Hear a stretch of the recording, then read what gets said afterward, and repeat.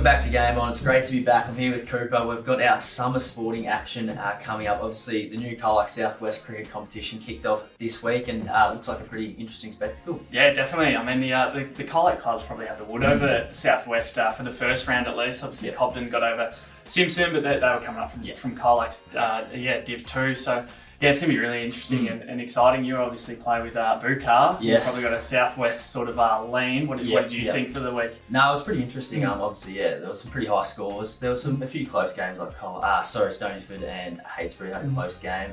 And I suppose this first game we're going to talk about, the Colac and Pombanite one.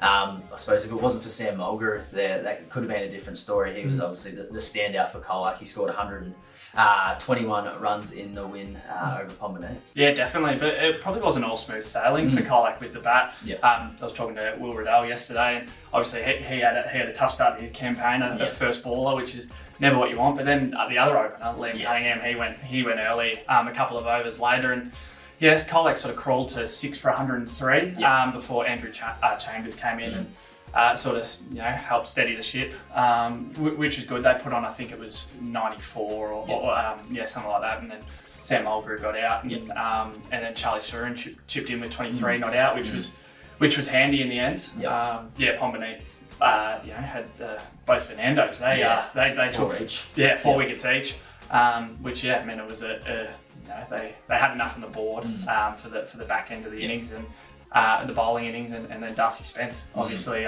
was super with 4 for 36 and probably just got him home quite comfortably in the end. Now looking at the second game of the weekend, we got Alvey versus Eklund, and it was a very commanding performance by Alvey with both bat and ball. They had the 109 run win over Eklund, and the Swans piled on 255 and obviously new bowling attacks, so I think you probably take that, and it was the top order that led from the front. Now Sam Parker, he scored 59 from 77 balls, and Liam McGaughan, he also made a handy 70 for them. Andre De Lorenzo, another half century for him. He always seems to make runs when the Swans need it most, but obviously coming into this game, Albeit lost a few people, Jarrett Groves, players like that, so it was always going to be a bit interesting to see how their batting would go, but obviously scoring 255, they look like they're really pretty well settled.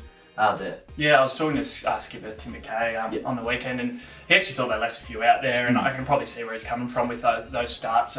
We just spoke about, but I'd say it's a pretty good effort first up, and then their bowling attack couldn't ask any questions there either. They rolled Eklund for 146 in 39 overs, which was impressive. What do you see from the Frogs? Yeah, Jamie Jewell, he scored 61. He's obviously he's a big hitter, a strong player, Englishman. He's their skipper. He's a pretty quality player for them. So he was kind of their main man with the bat, but they probably just needed a few more people to kind of chip in and help out with the run chase. Yeah, well, it was Matthew McKay who was the man with the ball for Alvey. He took 5 for 27 from just 7 overs, which was vital in the end there. Looking at Berrigara and Camperdown, it was a 71-run 9th wicket partnership that really helped the Saints get a win over Camperdown. Their top order started really well. Alex Ingalls scored 49, Liam Hammond 53, Mitch McGlade 45, and they looked like they were cruising pretty much there. And then they had a bit of a middle order collapse, which I suppose would have sent a few nerves through the Beery dressing room there. Yeah, definitely. Grant Nalla, he joined Hugh Coulson at the crease with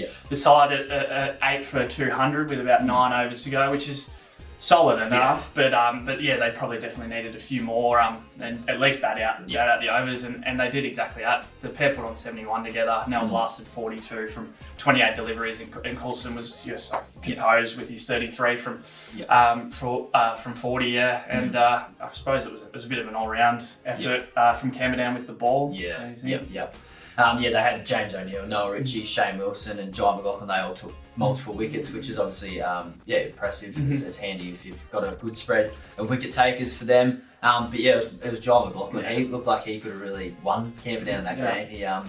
He was batting tremendously. I think it was 71 off 60 odd ball. So they needed to get him out, and they eventually got that breakthrough, and that probably was the difference in the end for the Saints. Yeah, definitely. It was Matthew Nelson that got that breakthrough, and then he had a pretty good day as well. He took a couple of took 3 for 53, which is a good outcome, and it was Jimmy Rowan that Well, speaking with Liam Hammond, he said Jimmy Ron cashed in on a lot of the other Birregurra hard work from the bowlers, but he got 4 for 39, which you take every day of the week as well. Now moving to Cobden versus Simpson, and as we spoke about earlier, Cobden were the only Southwest side to pull off a victory on the weekend. They defeated Simpson by 79 runs, but they probably looked in trouble at the innings break. They were bowled out for 198 after 48 overs. There were a few starts from Matthew Boyle. He got 21. Matthew Camp got 39. Parker Welsh got 38. But it was the captain's knock from Jono Benalik that got him to any sort of score. He finished not out with 45. And you go on. Yeah, well, Sean Baines, he was Simpson's best with the ball. He took 3 for 42. He's obviously come across from Forest and he's made a bit of an impact there. But Simpson, just with the bat, it was a bit of a struggle. I think they were 5 for 12 at one stage, so they looked in a bit of trouble. So they did it. They even just did a good job just to get to 119 in the end. And Ben Smith, he kind of led the way. Their English recruit, he scored 43 runs before he was given LBW. And youngster Brady Frappatara, I think he scored another 17. Dug in. Yeah, runs from 70 deliveries. So they gave him a bit of a respectable score to finish on, but Cobden were obviously too strong, and Parker Walsh, he was probably the pick of the bowlers. He took 4 for 17 from his 9.2 overs. And for what could be our shortest wrap of the video, we had Warndu versus Illawarra, and it was Josh McDonald who, making his return to Colac Southwest Cricket, just dismantled the Tigers' top order with figures of 6 for 40 from 9 overs. They bowled the Tigers out for 83, and it was all done within 16 overs. And then their other English recruit, Harris Cathcart, he chipped in with 3 for 23 from his 10. And Ollie Davies, obviously another import, he picked up the remaining wicket. But for Warndu, they had Sam Manicki, he's only a youngster, and he was kind of dug in and I suppose pushed their score out. It was looking very ugly there for a little while, but he managed to make 43 or 46 deliveries, and he did a really good job for the Tigers. Yeah, well, no other Warndu batsman made more than 10, so he definitely did very well. And then it was the Redbacks opening batsman Dave Lean and then Jarvis Holland. They took it upon themselves to get the job done, scoring Reading scores of 48 and 30 to get the job done there. What was the closest game of the round? It was Stonyford winners over Hastbury Princetown, and it was the Rattlesnakes middle order that really helped them lead them to this win, a 21 win over the Storm. But the Rattlesnakes, they were in a bit of trouble earlier, 4 for 48, and it was skipper Josh Boyd who, he was dismissed, and it looked like things were going a bit south for the Rattlesnakes. Yeah, but it was the recruits Ben Grinter and Jake Browning that held firm, and they scored. They put on nearly 100 together, with scores of 50 and 49, and then Lincoln Dare chipped in with the bat as well for 56, and Hastbury Princetown were left to chase 246 for victory. And Chris Vogels, he was the best bowler for the Storm. He picked up 3 for 42 from his 10 overs, and the Storm actually got off to a really good start. Hamish Hufferdine, he scored 37, and Simon Harkness 56. They looked like they could carry the Storm to a pretty big run chase, and obviously I think it was Chris Vogels as well. He also scored 45 runs. And what else did you say? They probably just left too late. It's probably slow strike rate and a mixture of falling wickets meant they had 2 wickets in hand, but they fell 20 runs short. Jesse Williams and Dale Boyd had the best figures.